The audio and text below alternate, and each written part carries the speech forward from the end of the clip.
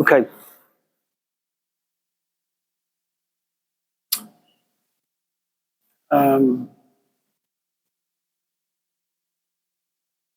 I'll try to connect it to the tradition of Judaism, but let me just say a few things about the emotion we call grief, and then we'll, relate it to Judaism a little bit.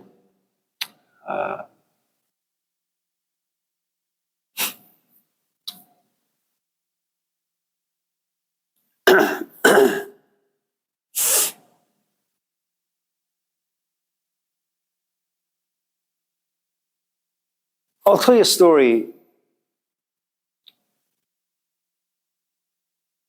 that has some facts and some fiction.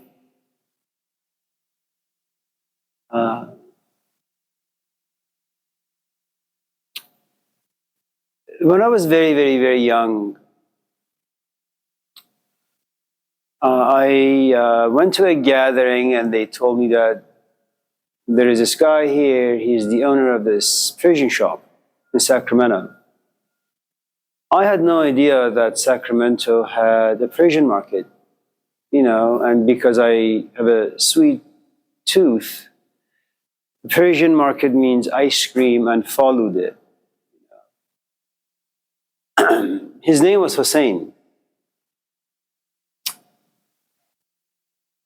The only reason why he became an interesting person for me to go to was because he had a shop, and in his shop I could find ice cream and falude.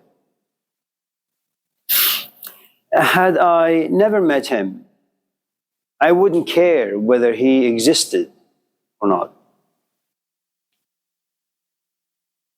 Because the truth is, there are thousands of people who die on a daily basis for a variety of different reasons. I don't mourn their death. Most often, I am completely unaware of human suffering. I am far too self-involved, and that's because I am far too selfish, far too self-centered. So there is no mourning, there is no grieving to be had, there is really no care. I'm completely indifferent.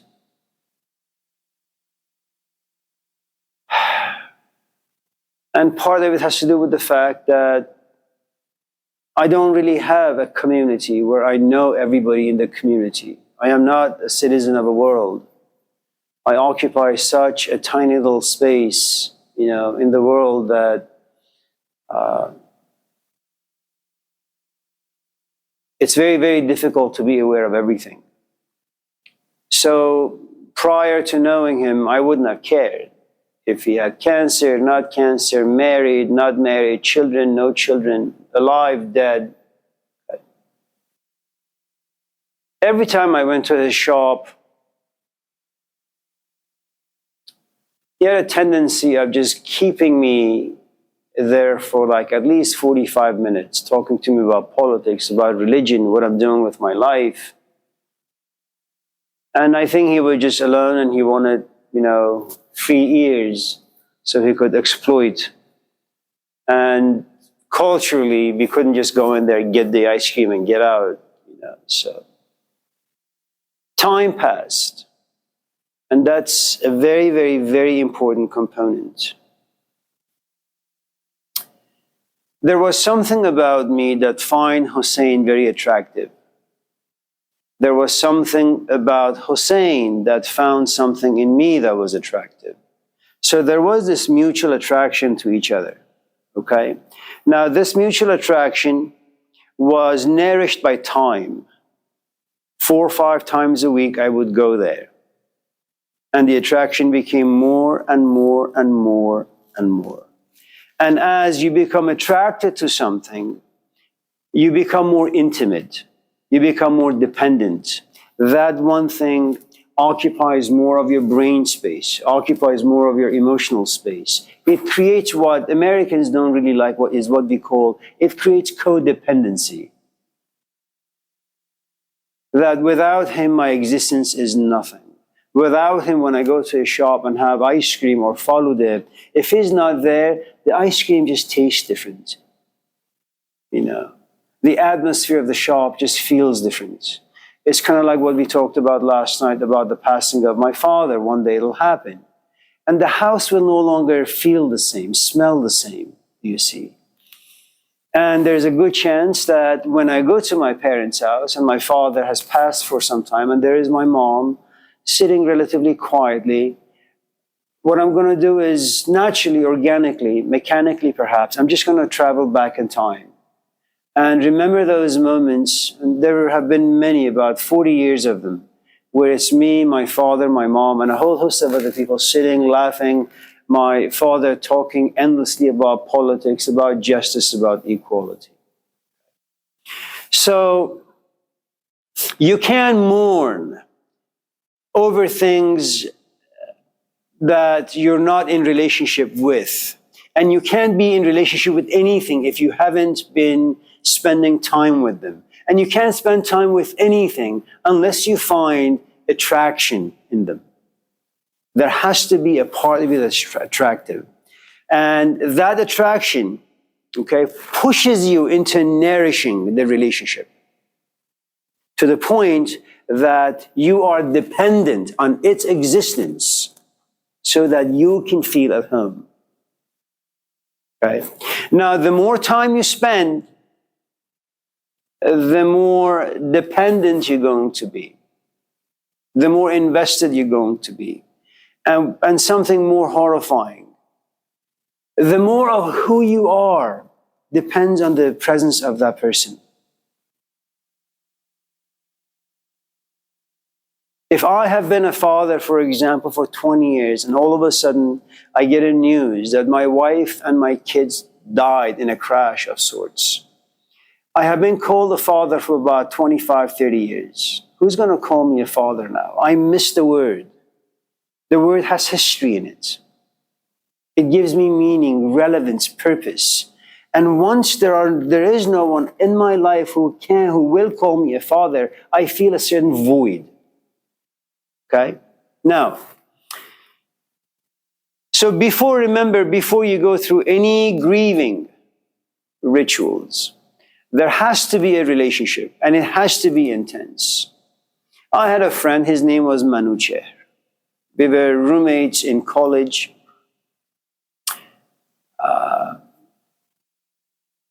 And we knew each other for about 4 or 5 years.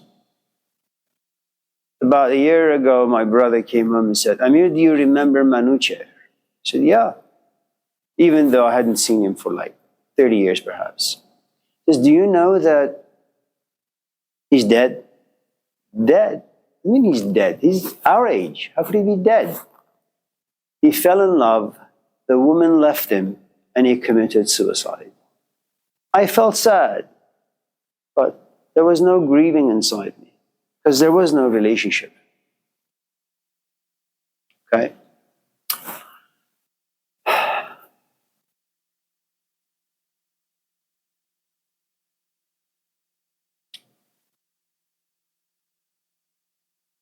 Now that a good amount of you is invested in the existence, the presence of another human being, it doesn't mean that you're not going to have your independent life. You will do what you want to do, but at the end of the day, you know that he or she is going to be home. That's your anchor. That's your Peter. That's your rock. And then one day you go home, or you get a message that, "Rush home." Why? Something happened. What happened? I can't really tell it to you over the phone. Just rush home. I'm rushing home. What the hell happened? Mom died.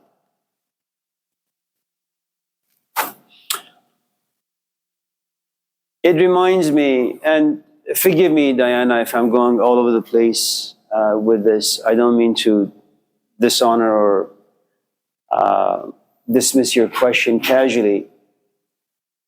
There is this novel that was written by Albert Camus. It's called, I think, The Stranger.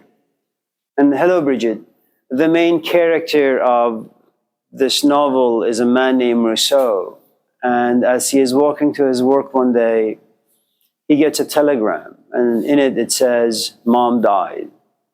And you would think that any sensitive, normal, a healthy human being would sit down, would cry a little bit.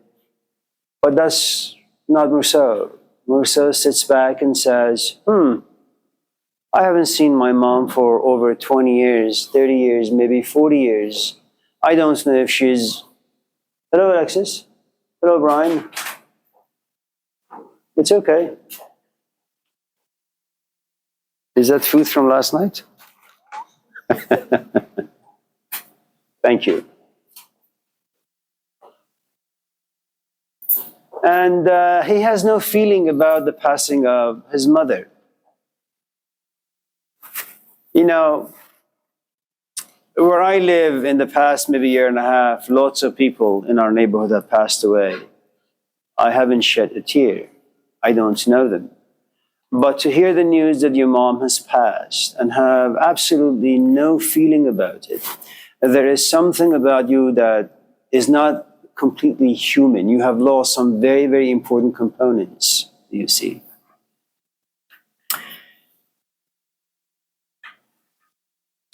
Now, depending on how you hear the news, how you get the news, depending on the sort of relationship you have with the person or the thing who is no longer or it's no longer there, the initial, I think, experience is one of shock. And the reason why we experience shock is because we are creatures of comfortability. We are creatures that we enjoy predicting our future. We want to know what's happening. We go to school, we take our classes in hopes of getting an A. We're always living in the future. You know, this idea that the Buddhists have or the Hindus have or whatever tradition that may be out there that say, live in the present. You know, you can have moments of that, sure enough, but most of our lives really is going back in time, learning from them, perhaps relishing in some of the past experiences, and also planning for our future. And you must, if you want to have a safety net for your future, for who you are, what you have, you see, that's your savings account. And so the reason, again, when there is a shock is because we expect things to remain the same as we just move through life. My father is immortal. He will never die. You know, most of you assumed last night when you go home, tomorrow when you come back to class, I will be here. That is how we live, you know. And so when there is this jolt to your system, you have no idea what to do with it. You know, I remember the first time I was washing a corpse. It was the son of my friend. We had gone to the cemetery or the mortuary, and there is this naked body laying on the bed. And, you know, we were washing it. I had seen some dead bodies back home in Iran because of the war and the revolution and all that stuff. But to touch it so up close and personal, to be so intimate with it, the first thing that came to me was, this is unreal. How could someone just die? How could someone at the age of 17, his heart just gives? How is that possible? Why am I alive? You know, it's one of those sad phrases you find in the writings of Kierkegaard, that I put my finger into life and it doesn't smell like anything, because life ultimately turns everything into nothing. I was born without anyone asking for my permission, and I die without being asked if it's time for me to die, you know. And so you're standing there washing this body and at the same time wondering why it's dead, why it's not coming back to life. And it's because I had a relationship with the father. I had seen the son a few times. We had joked around some, you see. And so there comes a point where the chaos within begins to settle. And by that, I mean the jolt, the initial shock will eventually go away. And now you deal with the fact. And the fact of someone who is no longer there, but was there just a minute ago, now creates a different kind of a storm within. You know, you still don't have an idea as to how life will continue without this person in your life. Whether it's a boyfriend, a girlfriend, a pet perhaps, a teacher, a child, a father, a mother, no one knows.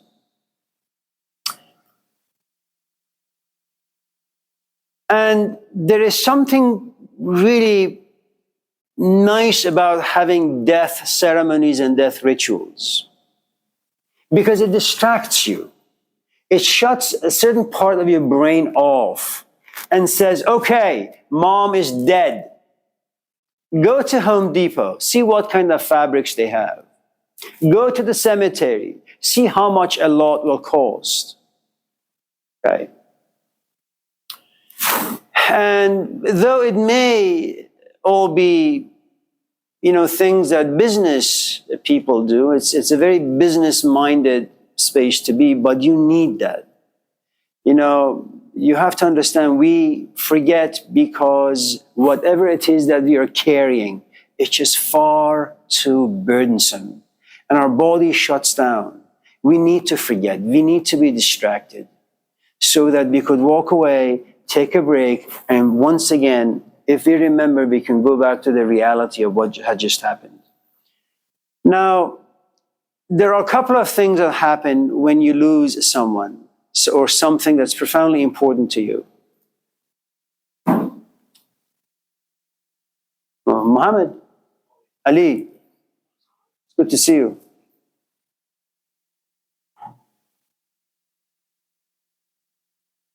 See, first, when a tragedy like that happens to you and someone dies, there is a great loss. But the way this loss is experienced and expressed is within a community. If, for example, my father dies, for example, tonight, I will rush home. I will cry. I will grieve, right? I am experiencing a loss. But it's a loss in community. My brother is there screaming. My sister is there. My nephew will come from New York. My mom will probably be hollering. All of our communities, in Sacramento will all gather at my house, at my parents' house. So it's a loss in community which kind of lessens the burden, lessens the weight, lessens the fact that my father has passed. You don't feel it as much. It doesn't crush you, you see. And then there comes a point in this communal expression of loss, of grieving, that something about your body just gets exhausted. And now you tell a joke. Or you go back in time and you remember your father telling a joke. And everybody begins to laugh. Okay. Now, eventually people have to leave. Okay. And it's a story, again, I borrow from Kierkegaard, which is, there is a man who is sick, who is on his deathbed. But, facing your death is a very, very difficult thing. Like Gilgamesh,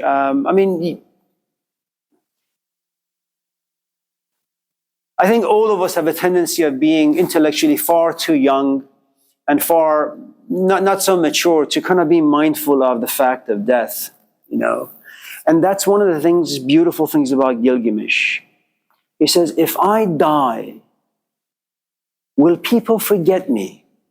Will I be remembered? Because it seems like the way that human beings live out their lives, they're very, very forgettable. I do not desire to be forgotten. Sometimes I sit back and I say, well, if something was to happen to me, if I was to die, how long will it take for my wife to be laughing with another man? Will she take him home? Will they be intimate in the bed? Will my children call him father? Am I really that forgettable? that someone else could so easily replace me after 2, 3 years. It's a horrifying thing, you see. And so, just as about that, this man is about to kind of go into depression and face death, he looks out and there are his parents. And the mother tries to console him a little. The father tries to comfort him a little. But soon the parents say, honey, we're a little old. We need to go home and rest. We'll see you back tomorrow. He says, but I am dying. How could you leave me? I know, honey. Don't worry. We'll be back in a few minutes. They leave. The sister comes in. And he is happy because he doesn't need to do this alone. Eventually, people come, people go, and then there comes a point where he's all alone. Visiting hours are over. And he looks at his room, and somehow he begins to have an image of himself on his deathbed. And he comes to realize that death makes human life so lonely. And I say this because as he is laying in bed and as he's imagining his own death, there is a part of him that recognizes a huge loss. And if your relationship to that thing, yourself, your father, your mother, your brother, your friend, whomever it may be, if their relationship is profoundly intense, you'll come to realize that as the communal loss, everybody coming together grieving, when that kind of shuts down, you walk to your room and you realize you're all alone in this pain. Now, there are a couple of things that it's good to kind of remember, which is if you come from a culture that has a ritual,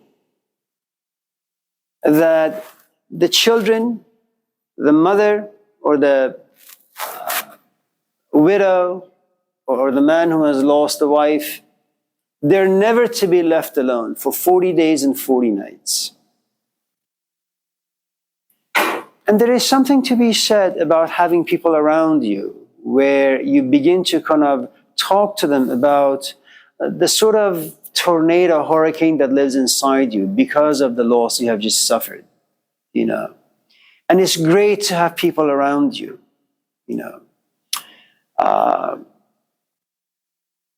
We had an instructor here on campus. Her husband was, I think, maybe 40. They had just had a child, and his death was very sudden. And she sends out an email to all of us that, should you see me on campus, don't tell me how sorry you are. I don't want to hear it. And when you think about it, I have no relationship to this colleague. I am not even her friend. Because the concept of friendship, it has all these different layers. And friendship demands time. It's not like a business. There's a good portion of yourself invested in this person, and there is a good portion of that person invested in you, And it dates back 5, 10, 15, 20 years. But long story short,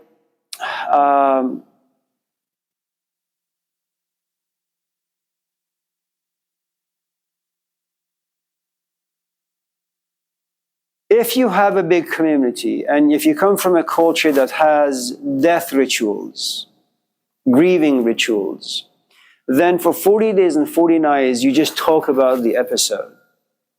And as you talk about it more and more and more and more, the fact of someone's passing, it impacts you less. You're now able, because of the talking, because of the friendships, you have now grown a thick skin. You can talk about it without breaking down. And you can talk about it only remembering the good times and perhaps some of the obstacles that you just overcame in the relationship.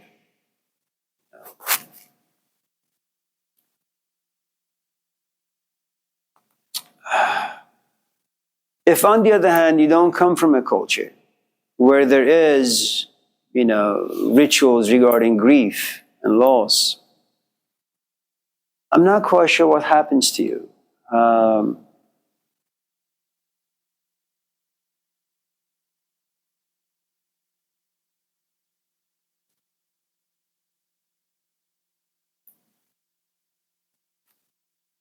I'm not quite sure what happens to these kids who are being raised by nannies from the age like 2 months old, 3 months old, because parents have a busy life and they can't be around their kids.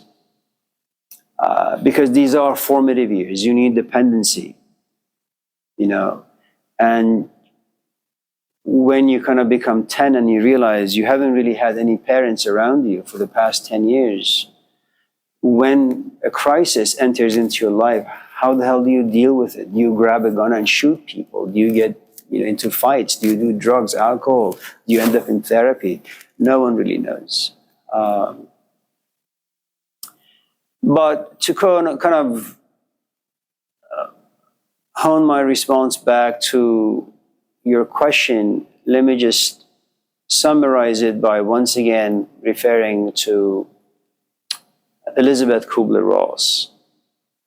That when there is a loss, the first thing you do is you deny it. It's impossible.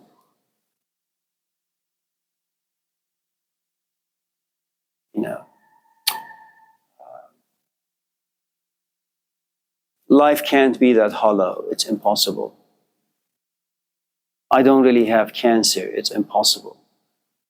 I'm not really getting an F in this class. Impossible. I've done all the work. How could he just leave me? It's impossible. So it's denial.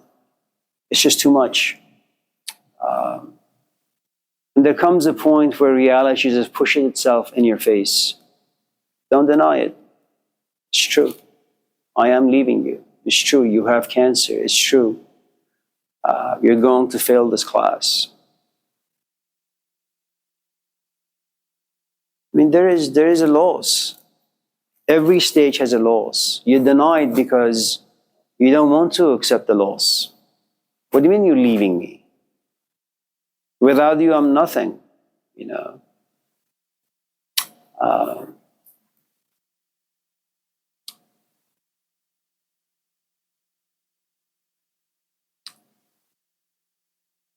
After you kind of just face the facts, you become profoundly angry. You scream at your mom, you scream at your dad, you get into, you come to class and you raise your hand and let's just say I don't see, or just dismiss your question or sarcastically make fun of your question, and you jump all over me,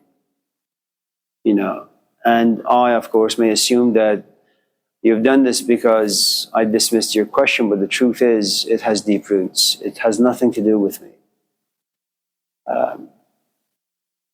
All these emotions are really, really good. But if you're not a good cook, then you can't spice up anger. It's impossible. If you're a good cook, you can use anger as, you can go to church, you can read a book, you can write a poem, you can draw, you can paint, you can go for a walk.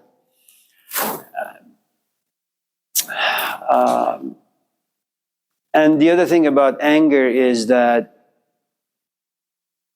whenever you lose something, whenever there is loss, there is a tremendous amount of power that you lose as well. It really just brings you to your knees, depending on what it is that you have lost. And when you lose power, depending on, again, what it is that you have lost, I can lose my pencil and then I lose power because there's a test. I need a pencil to bubble in the circles. So I kind of just run around. I am anxious, I'm frustrated, I'm confused, I'm angry, right? But when you lose a father, a mother, a sister, someone on whom you have depended for many, many, many, many decades, you're not just losing a dog or a cat or a mouse or a pencil or a pen or a job. You have lost everything about yourself. Entire life becomes meaningless. You become like Kierkegaard. I put my finger into life and life doesn't smell anything. There is nothing in life that can be enjoyed. Nothing. There are no jokes to be told. There are no jokes to be heard. Life becomes hollow, immensely serious.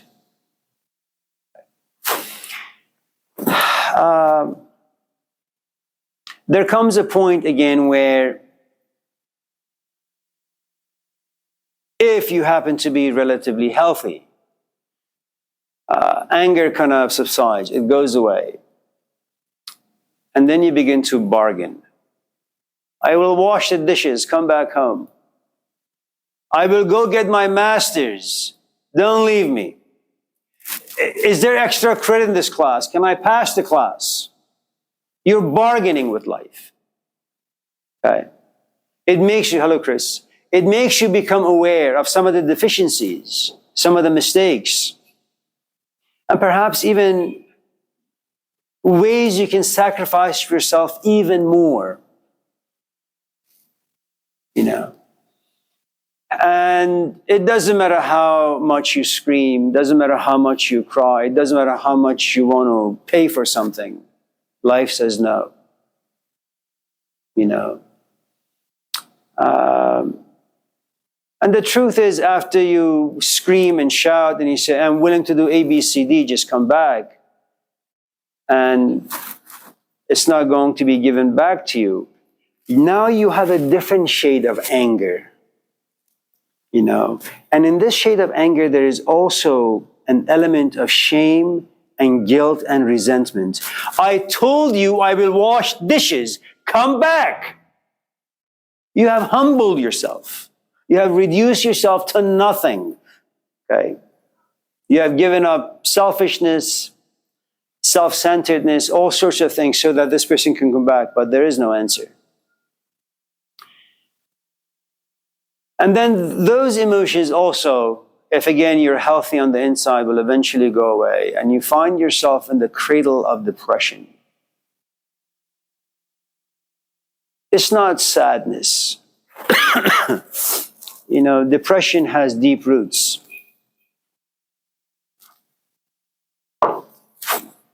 So when we talk about Socrates, when we talk about Jesus, when we talk about Muhammad, when we talk about Lao Tzu, forget Lao Tzu because Taoism is a little strange. When we forget about the great sages, remember, keep the Buddhists away. They're a little crazy. You realize that the reason why they never laugh is because inwardly they feel their existence to be one of exile. There is a great amount of depression inside. It has roots. It has a good amount of sorrow in it. You know, it's a loss that can't be recovered. And so in depression, you feel absolutely isolated, absolutely alone. You become like a clown, as we say in Persian. In public, you smile. You know, you look really, really happy. But, and people they're profoundly unaware, you know, that as you're smiling, you're shedding tears as well. But your makeup hides the tears. And they're not very observant. They're only mesmerized by your smile without noticing the tears. You know. And it's an interesting phenomenon because when you go to a funeral and when someone who has lost, you know, a son or a daughter, a wife or a husband, father or mother, something about you just knows intuitively, keep your mouth shut, you know. And I think if you have really, really good friends who know you well, are intuitive about some of the things you're going through, around you, they're profoundly reserved, very quiet, very mindful of what they say, how they say it, whether they should tell a joke or not. So remember, in depression, you're going to be immensely alone and isolated. And the problem with being alone is that there is no way you can express yourself. And I think Nietzsche was right. In aloneness, you either smile not because anything is funny, but because that's the only way you can deal with the immense pain and sorrow that lives inside you, or you can just cry. And you cry in isolation. And you cry for a long, long, long, long time. And then there comes this last stage, which is you simply accept. My wife is no longer coming back. My father is dead.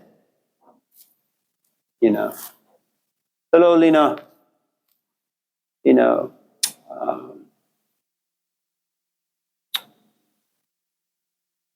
And so,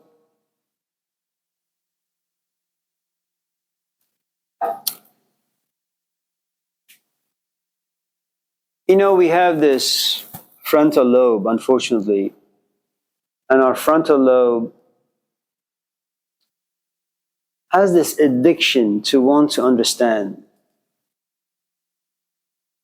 and has this habit of desiring power. And in loss, it becomes paralyzed. And we really don't know how to deal with loss in a healthy way. And there is no timetable. There are people who kind of don't recover for a long, long time, 5, 6, 10, 20 years. When my uncle lost his wife after 50 years or 40 years, and it's a tradition back home, he went to the cemetery, talked to a few people and said, I'm just going to buy a tent and live, by my wife's grave. Will that be okay? And they said, yeah, that's fine, if you want to do that. Because no one does that for an immensely long time. They know that people eventually set up a tent for about 2, 3, 4, 5 years, and then they go away. If you have read a book called Awakened Dreams, there is a kid named Ahmed Raji. He's a young kid, like Greg's age, 20, 25. He's walking the streets, and one night, he has this sorrowful mood to him. He's passing by the cemetery and he decides to go inside and walk around a little. And all of a sudden jumps out this man from this tent. And he calls himself Mirror Dead. He has found a home in the cemetery. رو به گورستان دمی خاموش نشین آن سخنگویان و something, I forget the Persian, that in the cemetery lives people who speak the loudest and the most clear. They tell you how your end is going to be. It's something that you can never deny. And he lives alone, and the only thing that he taught this young kid was how to die well. And that's something that Plato talked about. Philosophy is not about learning politics of life. It's not about society. Philosophy really has only one function: to teach you how to die well. And to die well, you have to live relatively well. But again, going back to your question, yeah, that's it.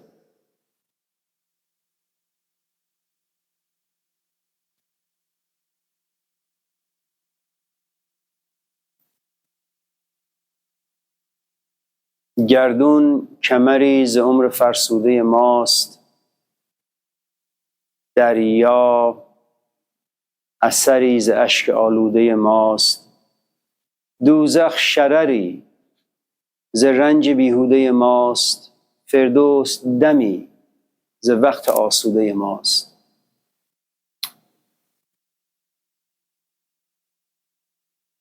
The world has only one function. It just goes around and around and around and around. And it's really, really old. It's like our life. You haven't done anything that others haven't done before you. There is nothing new about you. There is nothing new about your ambitions. There is nothing new about your existence. There is just nothing new about you. There have been lots of people who take classes for information. There has been lots of people who have taken classes for inspiration. There have been lots of people like me. Nothing new under the sun. دریا اثری ز اشک آلوده ماست. If you want to know how the oceans and the seas and the rivers and the ponds came about, they are the result of human tears. And why do people cry? It's tears of regret, tears of remorse, tears of shame, tears of guilt. And why do we have those emotions? We make mistakes. And you catch yourself making those mistakes. And your only option is to cry. Dozakh sharari zaranj bihude mast. If you want to know what hell is, and it can have different definitions, have different perspectives to it.